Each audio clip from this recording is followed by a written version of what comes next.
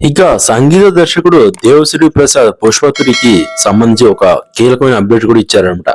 ఇక పుష్ప 2 ఘన విజయం అందుకున్న సందర్భంగా తాజాగా ఒక ఇంటర్వ్యూలో పాల్గొన్న మన దేవశ్రీ ప్రసాద్ దానికి సీక్వెల్ గురించి మాట్లాడారనమాట. ఇక దర్శకుడు సుకుమార్ పుష్ప పార్ట్ 3కి సంబంధించి నిరంతరం పనిచేస్తున్నానని, ఆ స్టోరీపై రీవర్క్ కూడా చేస్తున్నానని చెప్పారు.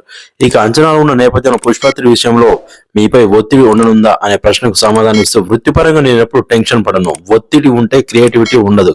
పుష్ప 2కి ది బెస్ట్ ఇవ్వాలని నేను సుకుమార్ పాటలు రాసి చంద్రబోస్ ముందు నుంచి అనుకుని ఆ మేరకు పనిచేశాం అని చెప్పి అన్నారు. ఇక సుకుమార్ మంచి స్క్రిప్ట్ రాశారు, అల్లు అర్జున్ అద్భుతంగా నటించారు, ఇతర నటీనటులు టెక్నీషియన్స్ ఎంతో కష్టపడ్డారు. పుష్ప 1 అండ్ 2కి ఎలా పనిచేసామో పుష్ప 3 కూడా అదే స్థాయిలో కష్టపడతా ఉన్నారు. ఇక సుకుమార్ విజన్, ఆయన స్టోరీలు మాకు స్ఫూర్తి అని పేర్కొన్నారు. పుష్ప 2 కోసం క్రియేట్ చేసిన కొన్ని ట్యూన్స్ వినియోగించలేకపోయారని చెప్పి అన్నారు. ఇక వాటికి పుష్ప 3లో అవకాశం ఉండొచ్చు అని చెప్పి అన్నారు. ఇక పుష్ప 3 ది ర్యాంపేజ్ పేరుతో కొత్త సినిమా తెరకెక్కుతున్న విషయం తెలిసిందే. ఇక అల్లు అర్జున్ ఇటు సుకుమార్ ఇప్పటికే వేరు ప్రాజెక్టులు ఖరారు చేశారు.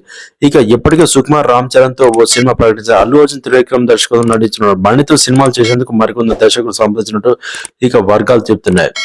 ఇక గతేడాది డిసెంబర్ 5న విడుదలైన పుష్ప 2 వసూలు విషయంలో బాహుబలి రికార్డును బ్రేక్ చేసింది. 32 రోజుల్లోనే 1830 కోట్ల పైగా కలెక్షన్ రాబట్టింది. బాక్సాఫీస్ వద్ద హంగామా కొనసాగిస్తున్న పుష్ప 2 ఈ నెల 15 నుంచి అదనపు సన్నివేశాలు అంటే దాదాపు 20 నిమిషాల నిడితో ప్రదర్శన కానుంది. సో ఇక 3 గంటల 40 నిమిషాల వరకు ఈ సినిమా ఉన్నట్టు మనకి సమాచారం.